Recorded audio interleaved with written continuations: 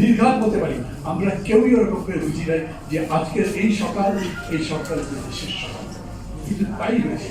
এই কারণে আমার বক্তব্য হচ্ছে, এখন পারলে সবাই বসে সবাই মিলে যে একটু নিষ্ঠা আন্দোলন করেছে তারা মিলে বসেন। আজকের প্রেক্ষিতে একটি হওয়ার কথা, আজকের প্রেক্ষিতে সংস্কার মানে কি, আজকের প্রেক্ষিতে সুষ্ঠু নির্বাচনের জন্য এই অবশ্য করণীয় এতদিনের মধ্যে করা, সেটা নিয়ে সরকারকে বলেন এই হলো আমাদের কাজ। আর নইলে আলাদা আলাদা করে যদি বলেন, তাহলে একজন বলবে আমি ইসলামিক দেশ চাই, একজন বলবে সেকুলার দেশ চাই, একজন বলবে ভারতের সঙ্গে সম্পর্ক বন্ধ করো, একজন বলবে পাকিস্তানের সঙ্গে সরকার সিদ্ধান্ত নেবে কি করে। শেষ পর্যন্ত সরকার একটা এলএফও দিয়ে দেবে, সেই এলএফওর মধ্যে আপনাকে ভোট করতে হবে। এগুলো হচ্ছে আপনার বিবেচনা করে বর্তমান পরিস্থিতির উপরে সঠিক একটা সিদ্ধান্ত নিতে হবে। আবেগ দিয়ে হবে না, ইমোশন দিয়ে হবে না।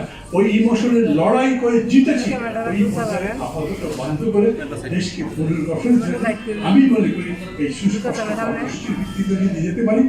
খুবই চমৎকার ভাবে বিএনপির মহাসচিব বলেছেন, একটা রোড ম্যাপ দিতে হবে।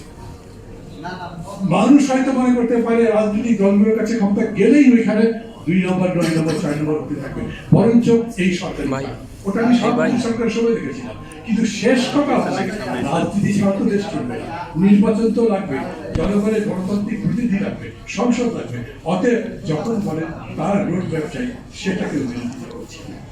রোডম্যাপ তো চাই, এটা অনন্তকাল থাকবে। সংস্কার মানে কি, সারা জীবন ধরে সংস্কার করবে।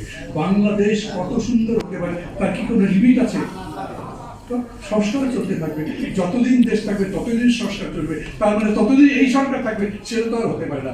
অতএব একটা টার্মস অফ রেফারেন্স আছে, আমি এই পরিচিত চাই এখনকার এই নির্বাচন সুষ্ঠুভাবে করবার জন্য। তারপরে নতুন যারা যাবে তারা আবার সংস্কার করতে থাকবে, প্রতিনিয়ত সরকার বদল হবে এবং দেশ বদলাতে থাকবে, দেশ সামনের দিকে যাবে। আমরা আশা করি আমরা সেই রকম দেশ গড়তে পারবো যেই রকম দেশ আমরা চাই। সেই জন্য এখনকার নেতৃত্বের সেই যোগ্যতা, সেই প্রাজ্ঞতা, সেই ধৈর্য সূর্য থাকতে হবে এবং সেটা নিয়ে এগিয়ে যেতে হবে।